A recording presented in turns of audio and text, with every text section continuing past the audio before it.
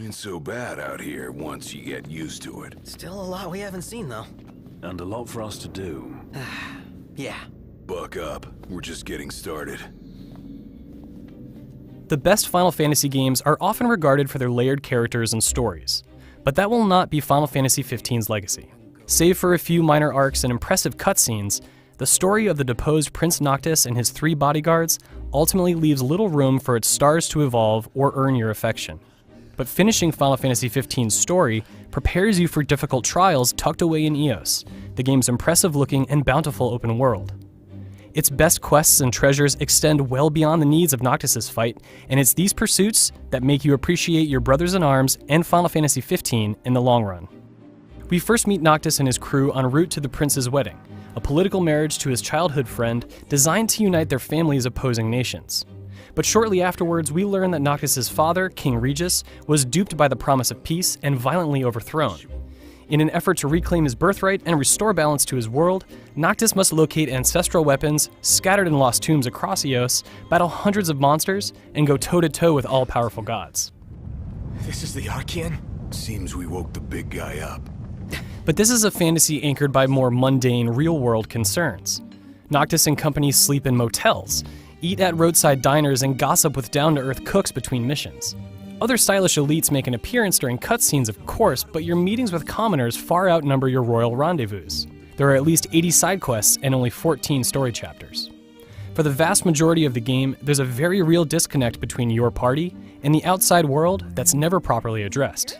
I was just thinking I could use a few extra hands for catching frogs, to be precise. Wait, what? Final Fantasy XV embraces contemporary open-world principles from the start. Outside of a few linear story missions, you're free to explore sprawling environments and take on dozens of side quests at your leisure. But dedicating your time to rewarding pursuits has a side effect. The more comfortable you become living in Eos doing honest work, the further away and less important Noctis' concerns feel. It doesn't help that most NPCs would rather talk about their magazine publishing business or recipes than important world affairs. And as far as your bodyguards are concerned, they're content cruising around Eos in their fancy car, cracking jokes and taking selfies.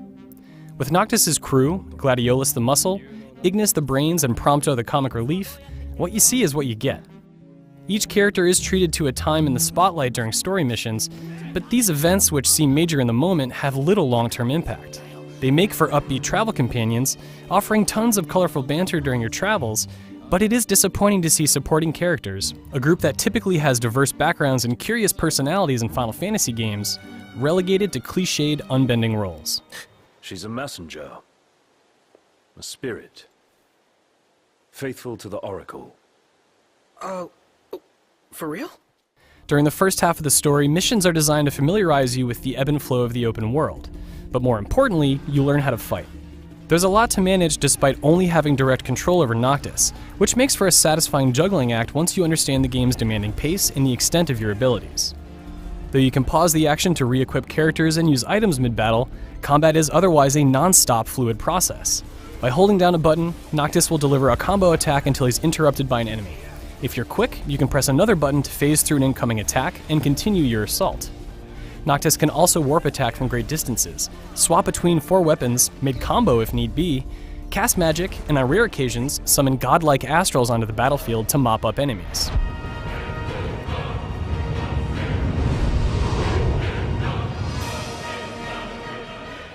Astrals are powerful beings that align with Noctis throughout the story to be summoned later in a time of need.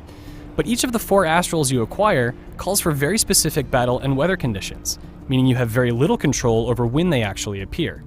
Where you could always count on summons to save the day in previous Final Fantasy games, it's disheartening that they usually fail to appear during Final Fantasy XV's most difficult battles. More often than not, you can at least rely on magic to hammer tough enemies when astrals seem out of reach. Spells can be crafted by bottling ice, fire, and lightning harvested from elemental springs and dungeons in the overworld. And you can also combine these elements with items for increased potency and extra status effects. It's important to pay attention what you cast, but also where you cast it, as your party can suffer frostbite, burns, and shock if they are standing too close to the point of impact.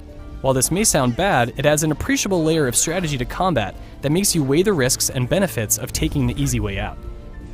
As you earn experience and level up, your party earns ability points that can be spent to upgrade things like AI behaviors in battle or bolster Noctis's suite of skills. You can also unlock passive abilities that help you earn money and experience points faster as you explore the open world. But all told, AP is in short supply, and the Ascension grid is fractured into many categories, making it difficult to decide where to focus your efforts.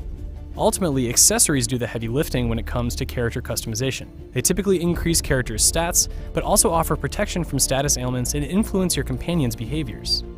Most weapons are less exciting and varied, and you may be shocked and disappointed when you discover that each merchant only carries one or two for the entirety of the game.